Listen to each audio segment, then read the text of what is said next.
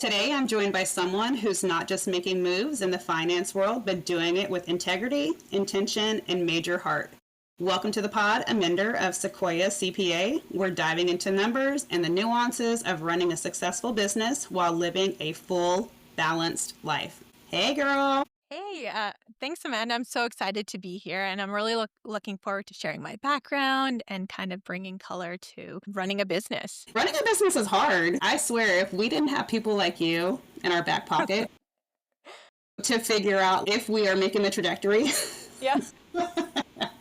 numbers are so important. Oh my gosh. I think it's one of that area in a business that most business owners don't think about until it's a Mhm. lot later, and they wish they would have started sooner. I like to kind of point out that finances is just as important as starting a business. I think they kind of go hand in Yeah. hand. So it's really important for business owners to start thinking about it right off the bat. Yeah, if you don't know your numbers, it's hard for you to scale. I will say my first business that I had, it was a reselling business, and I've had it for 10 Mhm. years. And the hardest pill that I've learned was being a sole proprietor versus an LLC. You never think that you're actually going to be like successful until it's too late. Yes. Yep. Yep. And if you had that insight sooner, Yeah, it would change the trajectory of your business so much. absolutely. Yeah. Yeah. So And I think that's the hard stop for me, and learning how to like manage chaos is like the uglies of mhm. infancy of creating a business, and not really knowing what you're doing and thinking that what you're doing is correct and not protecting assets. I just want to talk a little bit about your background and maybe the origin of the story here. Mm. What inspired you to create Sequoia CPA? Yeah. So I've kind of had an interesting journey to starting my own firm. I haven't had a traditional accounting trajectory. So, bit of backstory, I actually am Canadian. So I was born and brought up in Canada, in Calgary. And my parents were actually immigrants from India, from the northern part of Punjab, is the region. Mm-hmm. They migrated over in the 80s, and so I grew up in Canada as, child of immigrant parents, and then when I got married, this is back in 2012, I moved down to the States. I actually got my undergrad in Canada in biological sciences. I did not get a degree in accounting to begin with. When I moved down with my husband, I was working in nursing. I started my career in nursing. I loved it, and I love helping people. I love being their support system in a time of need. I enjoyed it, but eventually I hit a point where I needed to kind of take a break. The timing was kind of crazy. I would be working long hours. It was getting really physically demanding on me. So I took a break from nursing, and I didn't know what I was going to do next. Just kind of put myself out there, and I was working at a company and they offered me to do payroll, and I was like, "Sure, I'll try it. I don't know. I've never done anything in accounting before, but I'll try anything." As I started getting into it, I loved the numbers. I definitely wanted to learn more. I eventually started working in a startup. So I was at Smartsheet was my next company I went to. And from there, I fell in love with accounting. And so I was like, I Wow. need to do more of this. So I went back and I started getting my credits that I needed to sit for the CPA exam. So in Washington, they make it a little bit easier where as long as you have an undergrad degree, you just need to get your concentration in accounting. I did that, got my CPA, and then continued working in startups. And eventually, as startups are, there's lots of hats to wear, there's lots going on, long hours again. And I just kind of hit a point at my last company where I was burnt out and I needed to hit pause. This was last year, last fall. And I kind of left. I didn't know what I was going to do next. I just knew I needed a break for the next couple of months. I just took time off, spent the holidays recovering, and then I had this idea of what if I did something on my own? That's where this idea of starting my own accounting firm started. And eventually, by the start of the year, I kicked things off and I felt like, okay, finally, it feels like I can bring all the values I have to people that I align with clients. I can bring that energy into starting something on my own. I don't have to be in a space where I feel either boxed in. I can grow and create anything I want out of this firm. That's where I've been on this year of this journey of growing my firm, finding clients that align, and building something new and different. Nice. I love that.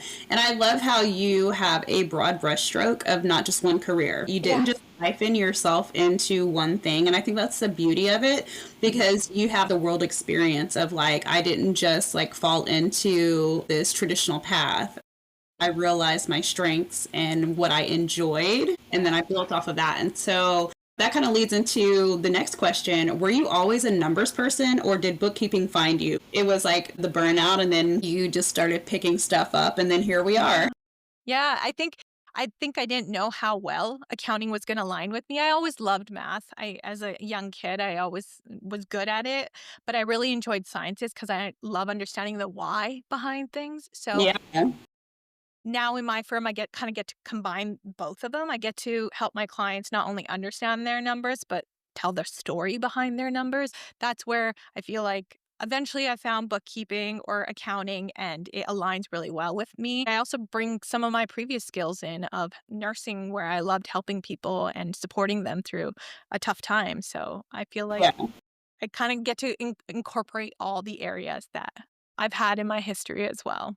Yeah, I love that. So, what were some of the first hurdles you faced as a business owner, especially as a woman or person of color in finance?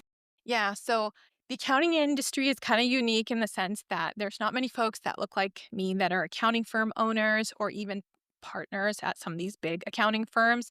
Most of the industry is white male dominated. And so I didn't really have role models or folks to look up to or reach out to. The community is also quite gated in terms of sharing knowledge. They want to hold on to their clients. And so there's a lot of not much openness in that sense. So I kind of had to forge a path myself and try to build something that feels aligned to myself. So I didn't have that type of support, but I want to provide that for folks out there. I want to be that inspiration that just because there's no one else doing it doesn't mean you can't do it yourself. So Right.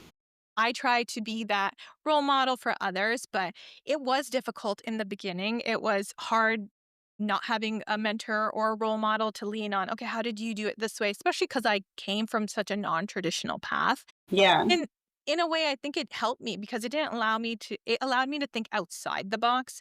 Sometimes when you come down this traditional path, you think these are the standards that you have to abide by, but because I didn't receive that sort of traditional mindset training, I can kind of blow things out of the water and say, okay, this is how I want to do it. How does it align with my business? How does it align with my clients? And think and try to like change the industry. It doesn't have to be the way it was. We can. Girl, I love challenging a norm. Yep, yep. And so that's kind of been my journey through like facing those first hurdles. Is there's plenty of them out there, and I'm sure as I grow, I'll like come across more. But for now, I think that's been the biggest thing. But I love that I feel like you found your voice, you know, and that you're able to build a trajectory that is solid to who and what you stand on. Mhm. And I think that's what sets people apart whenever they change careers is that when you actually know what you want to do and you have the passion behind it and you enjoy it and you're like, actually, I don't have to subscribe to the stereotype. I don't actually have to subscribe to the traditional norms. And let's be completely candid.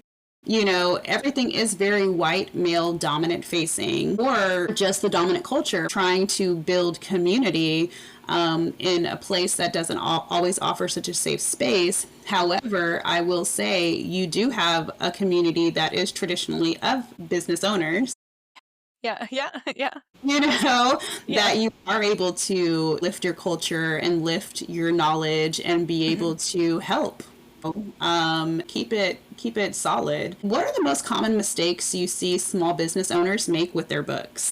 Yes. So a lot of times I think the biggest mistake I see is business owners mix their personal expenses with their business expenses. So this is one of the easiest things you can do. Make sure you're set up from the beginning is have a separate bank account, have a separate credit card for your business. That way you're running everything you can through those cards or accounts. It creates a lot of extra work, extra headache if you're commingling the two. I always try to tell my clients is right off the bat, make sure you're separating them completely. Your bookkeeper will thank you. Your tax accountant at the end of the year will thank you. And it'll save you so much headache where you won't have to be pulling transactions apart.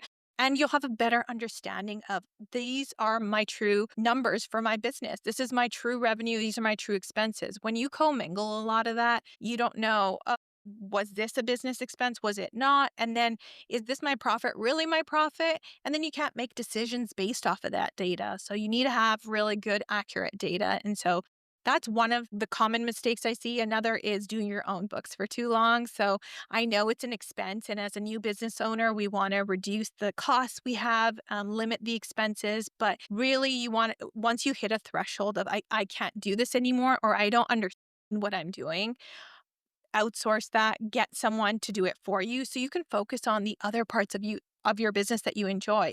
And the whole reason you started your business is to focus on growing the area that you love. And you can hand this off to someone like me who loves growing this area of my business, which is bookkeeping, accounting, strategy. Don't go too long. As soon as you hit a point where you're like, oh, this is taking up like 10 hours of my week and I could be spending it on something else, find someone that aligns with your business values and that can support you in that way. No, absolutely. How do you approach strategy differently from traditional CPAs or bookkeepers? Yeah. So for myself, I like to be more hands on with my clients and I take a more educational approach. So I want to be their partner as they grow their business. So a lot of bookkeeping businesses or CPAs, you might meet with them once a year, or bookkeepers, they'll do things behind the scenes and you just hope that they're taking care of everything. My goal is to be able to be that partner as you go, as you have questions. Hey, I had this thing come up. Can you help me with this? Because I'm a CPA, I bring that like depth of knowledge to my clients. And so I can be able to answer questions that may not be exactly aligned with bookkeeping, but I can be able to step in like, hey, I see something in your books. This is kind of a red flag. Let's look into this. And so it's not just doing transactions on the back end. I'm being more of a strategic partner in that sense. Yeah. And so they can feel comfort in knowing that they're not doing it alone. Yeah, partnership is everything, and alliance is everything, and understanding is even more crucial. So, for the newer side hustling entrepreneur, what's the very first step they should take when it comes to financial organization? Yes. So I kind of mentioned this earlier, having those separate accounts for your bank and credit cards, but then also having some sort of organization around where you're going to house all this data. So either that's in software like QuickBooks is really good, Zero, I think there's FreshBooks. You can also use Excel if you're pretty small, but eventually you're going to have to migrate that data over. So if it's easier, I would just set it up in a platform where you can kind of keep track of everything.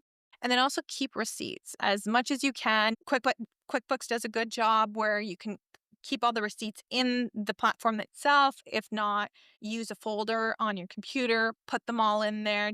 That way you have them. And by the end of the year, if your tax accountant has questions, you can just pull it out. Otherwise, you're not going to remember 6 months, 9 months down the road. What was that $12 charge? I don't know. And that's Yeah.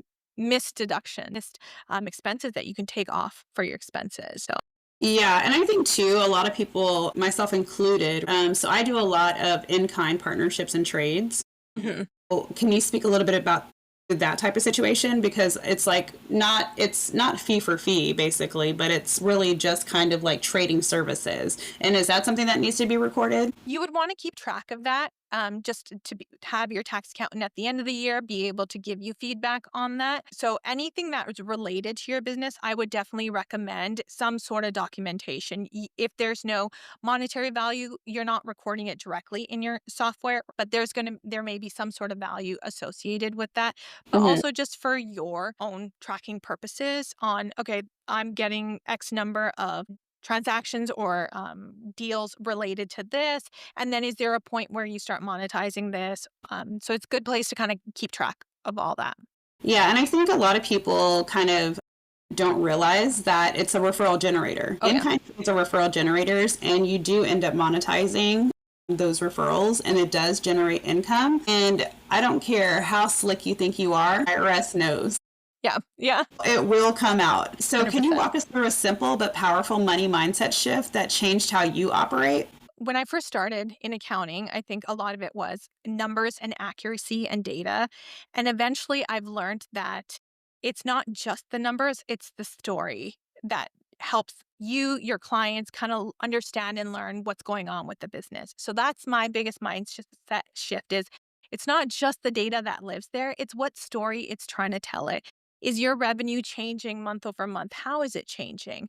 And that's the part of my job that I love the most and getting into it with my clients is let's learn your story. Let's listen to what your numbers are saying and let me interpret that data for you.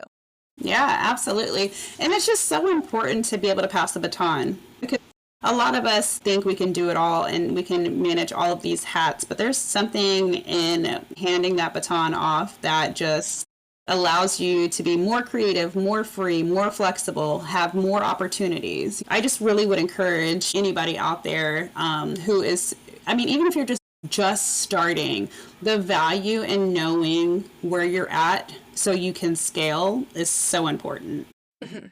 So let's talk a little bit about being a person of color in business. What does representation in your field look like, and how have you carved your own lane? And I know we kind of touched on this earlier, but it's super important to share your community Mhm. and your splash in your Yeah. community.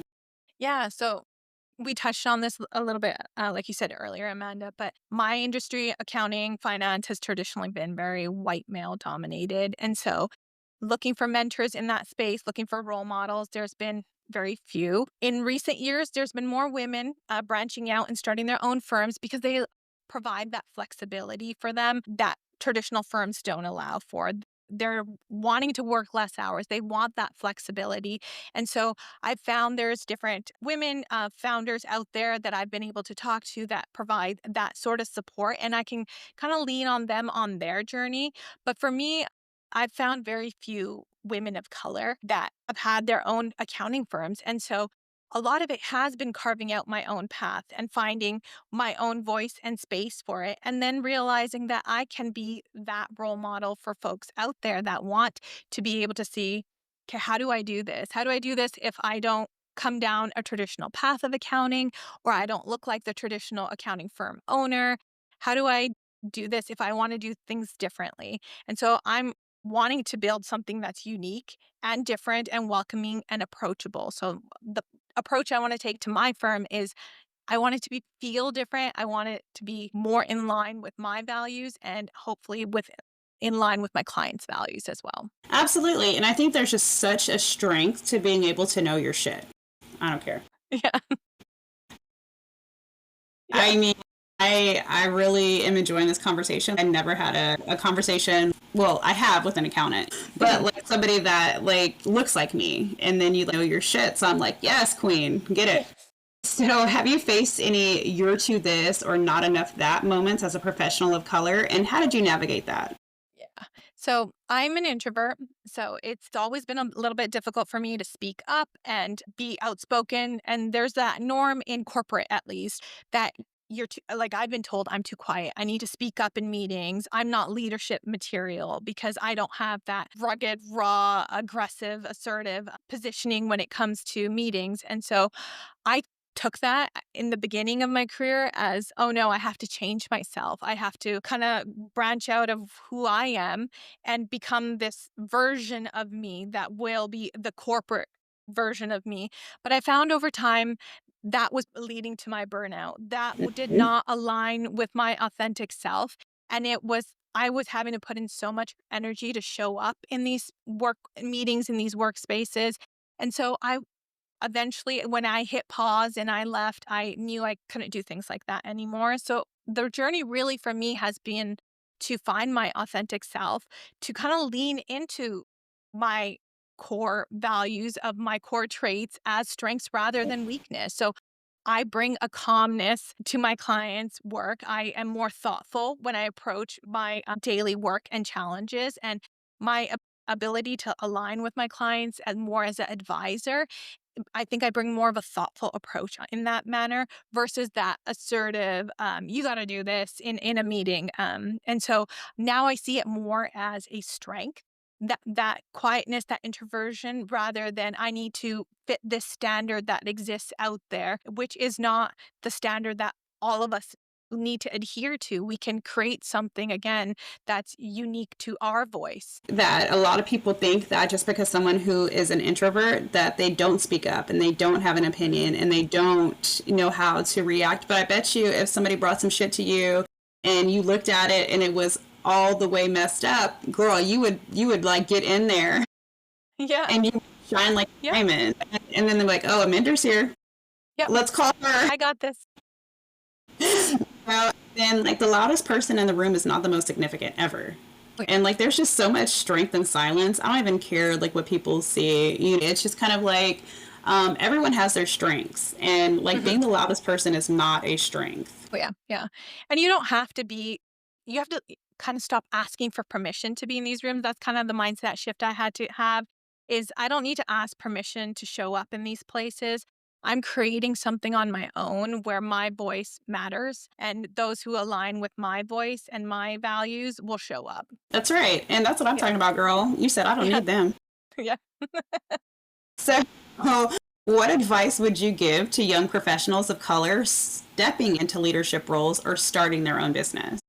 Yeah, I think this is really important. I think you don't have to lead in ways that others have done it. You can choose to do it however you want and bring your unique life experiences. We all have a different story. We have different life experiences. Bring that with you. You don't need to be this model, this version of what the corporate world industry describes as this is what you need to be successful. You can be successful showing up as your authentic self and leading into your values and your core traits and your strengths.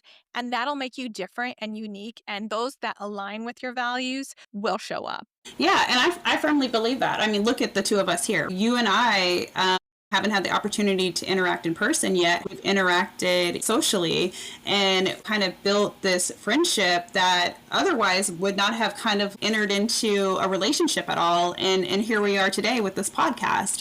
And it's because I saw you, you saw me. We both respect each other's journeys. We both respect each other's mission statements, although we are completely different. Yep. Yep. But there's just something about being seen.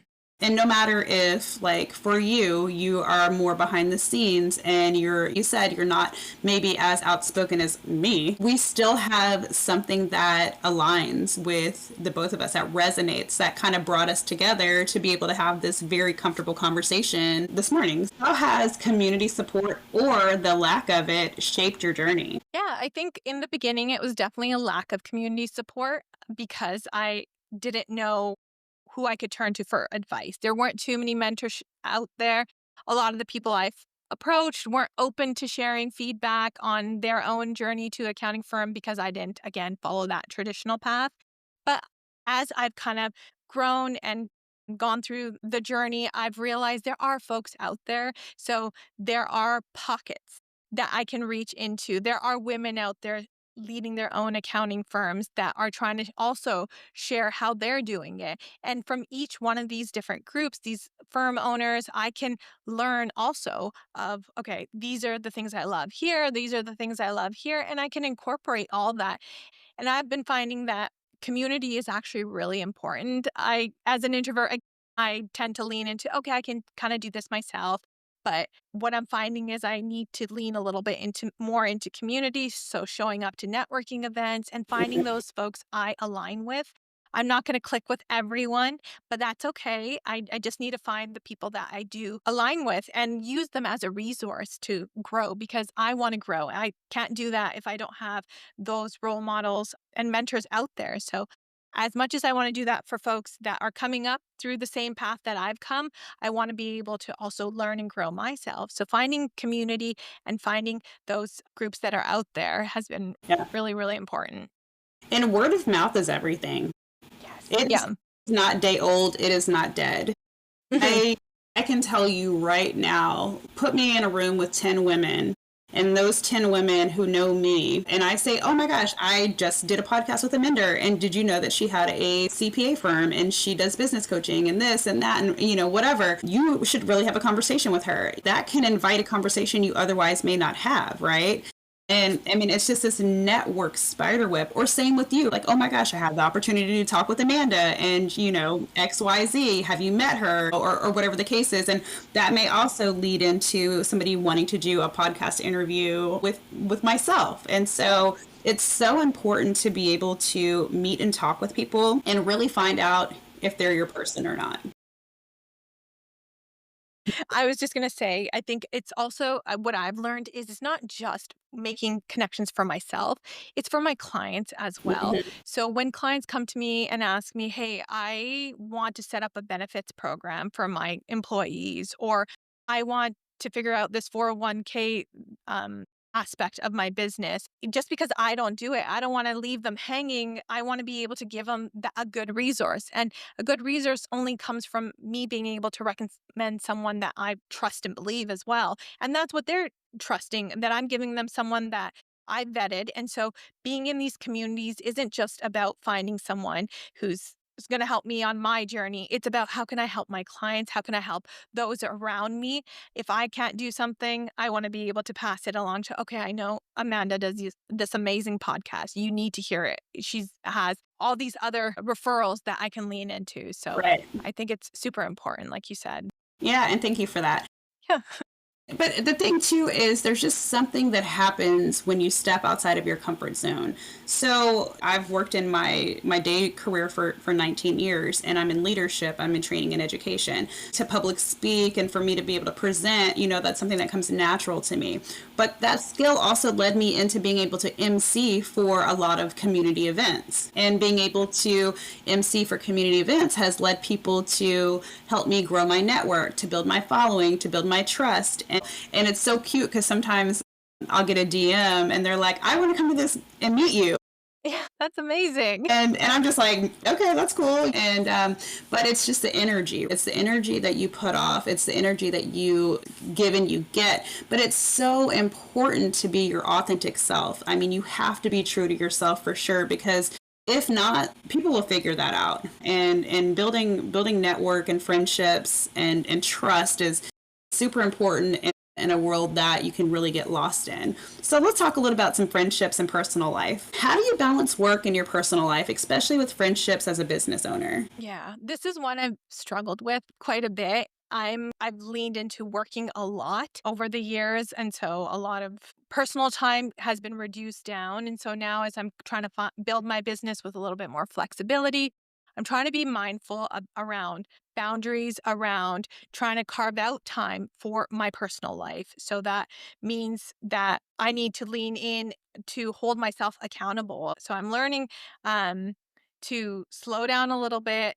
I don't need to show up and be at my desk first thing in the morning, just like how I was previously. I can take 30 minutes and spend that having breakfast with my husband, or I can spend it having a conversation with someone on the phone that's not related to business, Yeah. and even ending the day and not allowing those emails on my phone to kind of take up all my personal time, and showing up and being grounded in when I am with my family, when I'm with my friends, that I'm there wholeheartedly. I'm not just, okay, hey, yeah, I'm here at this dinner, but I'm texting and sending all these emails with my client. So I think for me, it's been really important to have those boundaries in place. And so having rituals, having different practices where, okay, 5 o'clock, I'm turning off my computer and I'm moving out of my office, and I'm not going to address this until tomorrow.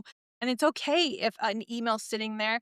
I'll get to it tomorrow morning. But what I need is that time and space. And I don't want to end up in a place of burnout again. So I have to hold myself accountable. I tend to want to, oh, well, it's just 5 minutes, but 5 minutes rolls into 10. And before you know it, that accountability is gone. So I think for me, at the end of the day, a really important thing is just going for a walk with my husband outside. So I will leave my phone in the car and I'll won't look at it, and that's my way of, okay, 30 minutes now, it's been enough time away from my computer. My mind's not thinking about spreadsheets anymore, and now I can come back and just enjoy my evening and not have to be so worried about, oh, well, I was working on that thing and the formula is still running in my head, and it washes off with Yeah, that no, 30 minutes. seriously. And I Yeah. think too, it's so important to be able to cue everything. Everything needs to have a time slot. Mhm. because you really can start blurring the lines. And you're right, you can lead into burnout because you don't have capacity. You do not run 24 hours a day, and it can be handled the next day because you know what? You're a business. Yes. Yeah. And this, I think it's really important that you're just accountable to yourself. I think in corporate, we kind of get trained down this mindset of, well, if you're not working, you're not productive. And if you're not productive, you're not yielding results that Yeah. benefit this business. So, kind of separating that out and realizing you're your own owner now, you're accountable to yourself. And you can decide what happens with your business. You don't have to have exponential growth in the first year. You can pace yourself and still grow. Yeah. Yes, I tell people that. I was like, your first year is just a loss. I'm sorry. Yeah, Maybe yeah. you're actually your first 1 to 3 years, really, you're in the red. For me, with my first couple of businesses that I've had, I would reinvest my Mhm. money. Yeah, So I never did a business loan. I never did capital. I never did any of that. Literally, it was money in, money out. And that's not always the safest way to do things because if you aren't generating income to have a nest egg, then you can start blurring lines. mhm, However, I will say, like, thankfully, I was fortunate to be able to control the temperature of the business and to be able to, pay myself and my business associated bills. that's great. Yeah, and build something that is stable and Mhm, able to allow me to pour into next chapters and next phases. mhm. Have you ever had to set boundaries with friends when it comes to business expectations? I think so. I think boundaries are really important. So boundaries are important to respect one yourself and then also to respect the other relationships that you have.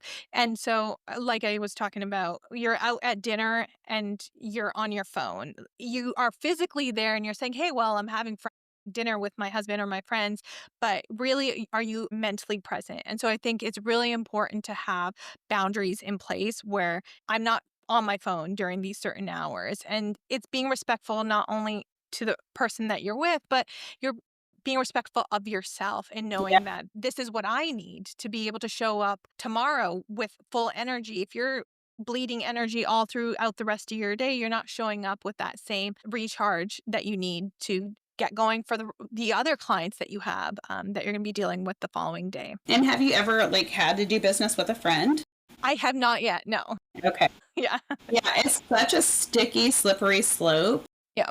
and it's just kind of one of those things where you do upfront have to be like, hey, we're not friends right now. Mhm. You are paying me for a service. And even with myself and my brand, with my solo brand, like I know it's fun and carefree, but I'm like, sis, you're going to pay me. Yeah. Yeah. Yeah. Like I add value and it's going Mhm. to be paid for. Yeah. And I think it's super important to be clear upfront about that Yeah. because if you're not, a lot of times there's this expectation that comes into play of, well, you're my friend. Aren't you just doing me a favor?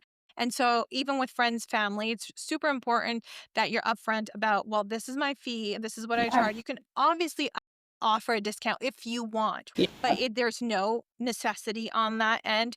You're running a business and your friends and family should support you and your business. And so, Absolutely. And there's nothing wrong giving the same fee mhm, as anyone else because I guarantee you, if you were to Google XYZ CPA firm, they have a flat fee or a prorated fee or whatever fee that you would be quite comfortable paying them. It's just like, let's not go there.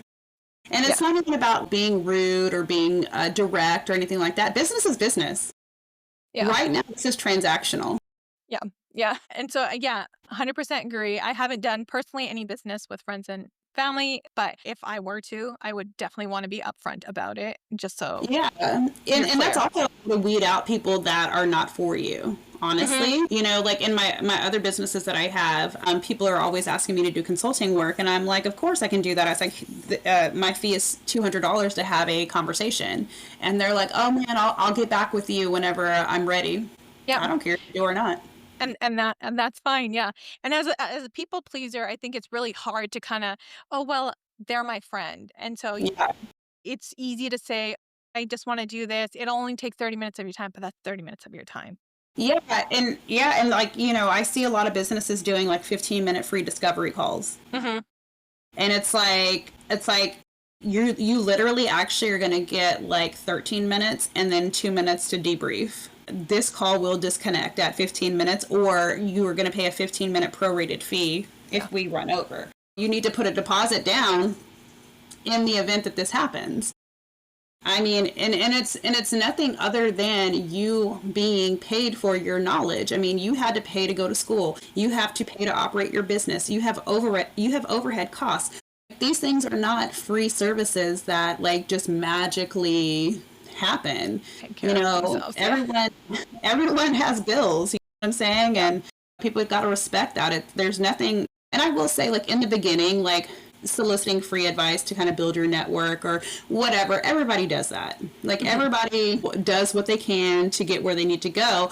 But when you actually start seeing proven results, all right, girl, you got to pay me for this. Like you're not about to waste my damn time. So what do friendships teach you about running a business and vice versa? So, as you've kind of been growing your friendships through your network groups and things like that, what has it taught you about running a business or vice versa? I think for me, one really important thing has been connection is everything. I've been wanting to do everything solo and kind of run on my own, and I'll figure out the deliverables, and I'll figure out all these other areas outside of even accounting, like marketing and just the technical side of things. But what I'm finding is connection is so key for my own growth. I need to be able to lean on people around me that are experts in their area. I can't do all my marketing, so I need to find folks that I can connect with.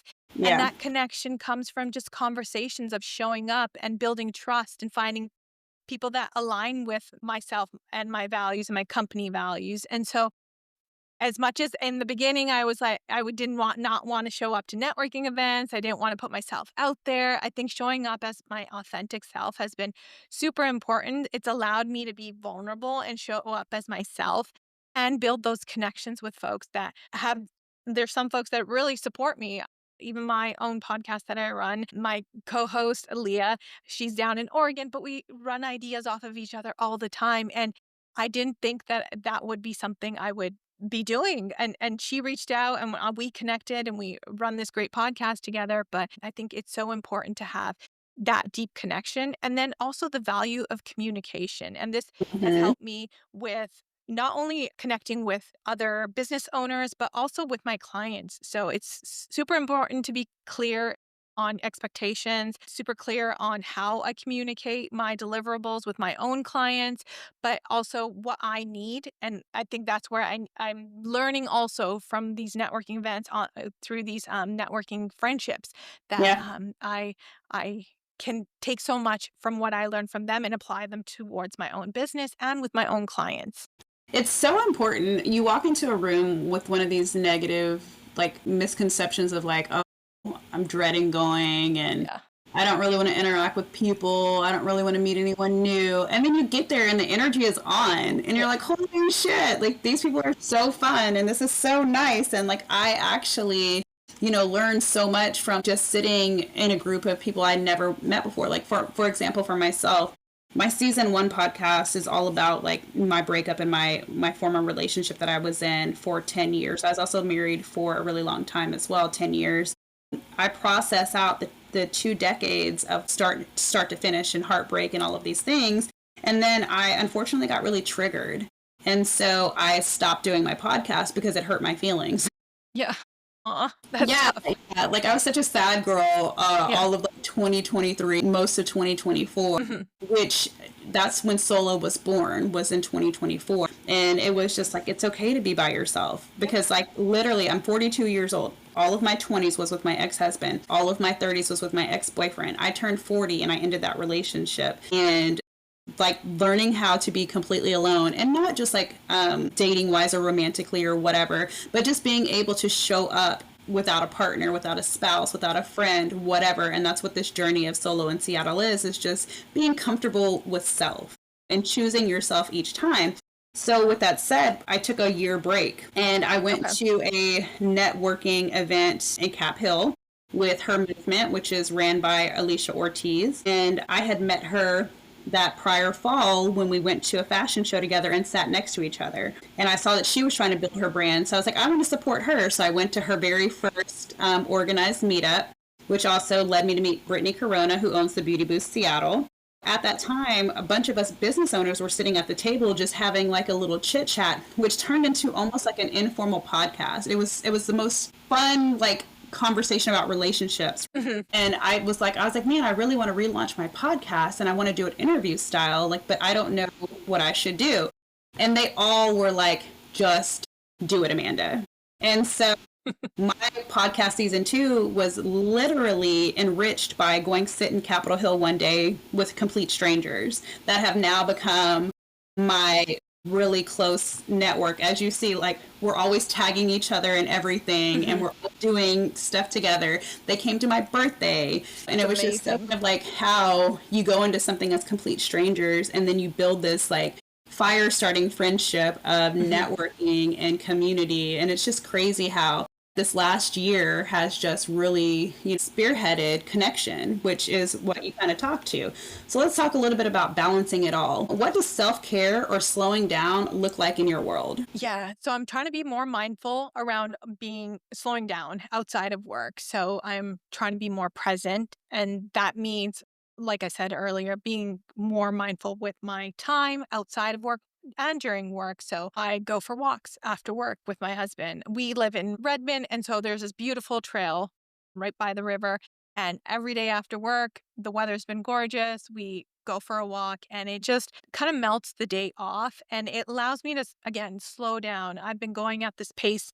Work from home remotely and I some days don't see any faces. And so it's Yeah. so nice to be able to just step out and ground myself again and just it's find my peace. And so Yeah.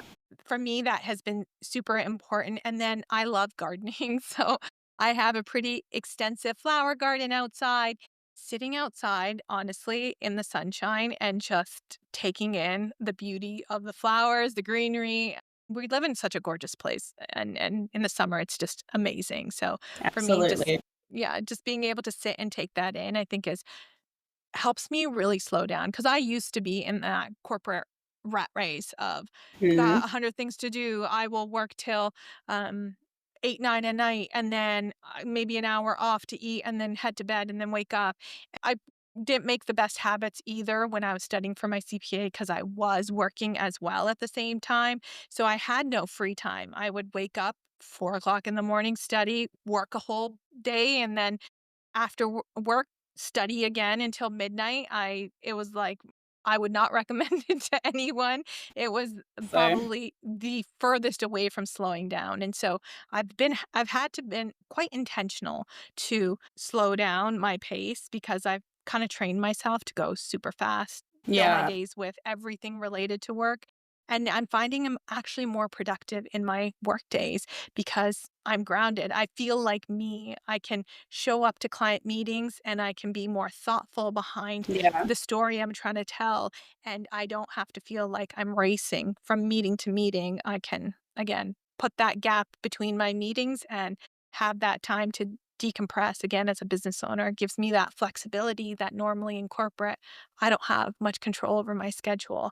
And Yeah. so it's Yeah, been I love super that. important. Yeah. It's so important. So, what do you have any daily non-negotiables that help you stay grounded? Yeah, I think I touched on a couple of these with the walking and trying to have breakfast away from my desk is another really important one. I tend to want to show up at my desk with my coffee and my breakfast and start working while I eat, but I have to be really mindful on I have to sit away from my desk. Otherwise, Mhm. the moment my screen loads, I'm looking at my emails and I'm already caught up in the wave of the workday. So having breakfast away from my desk, and I never did this, all corporate, I would eat while when I got to work Yeah. or I didn't eat. So it's trying to train myself to I have to take care of myself. I have to eat. I have to do things that are good for my body and fuel my body and my mind so that I can show up in my business. Fueling with food, but also with movement. So taking those Mhm. walks on the weekends. I love going bike riding, anything to kind of get outside in nature. So those are Yeah, two of absolutely. the biggest things. Yeah. Yeah, so important. So, what's one system, app, or ritual that saves your sanity during busy seasons? Yeah. So for me, I tend to be a little bit type A with my time. I think this leans into the accounting analytical mind. but I love blocking time on my calendar as one. So if I need a period of time that's deep think, I use calendar blocking as a tool, and I have a pretty detailed to-do list that I keep that keeps track of not only my business but also my personal items that I need to get to. So I'm not feeling so overwhelmed. So when I Yeah. start my day, I'm thoughtful on, okay, this is my list, this is what my week looks like, and how am I going to achieve all these? So I'm not running into my week of, oh, I have 100 tasks to get done today and I don't know how I'm going to do it. So being super mindful with how I spend my time. And recently I actually started using a an app called Toggle. And so it does time tracking. And so this Oh, is kind of helps me to kind of understand where am I spending most of my time? And then I can start evaluating, okay, is it client work that's taking a lot of time? Is it a specific client? Am I billing enough for that time? mhm. Or am I spending a ton of time on, say, marketing? And is it time to hire someone and offload that work? And so, again, thinking more strategically like an accountant, I keep track of my time just to be able to evaluate where am I spending that time? And then is it the Yeah, best use of that time? So that I've sounds really, nice. yeah, enjoyed using that. Yeah, and so for me, everything has a time slot as well. And I do calendar blocking as well.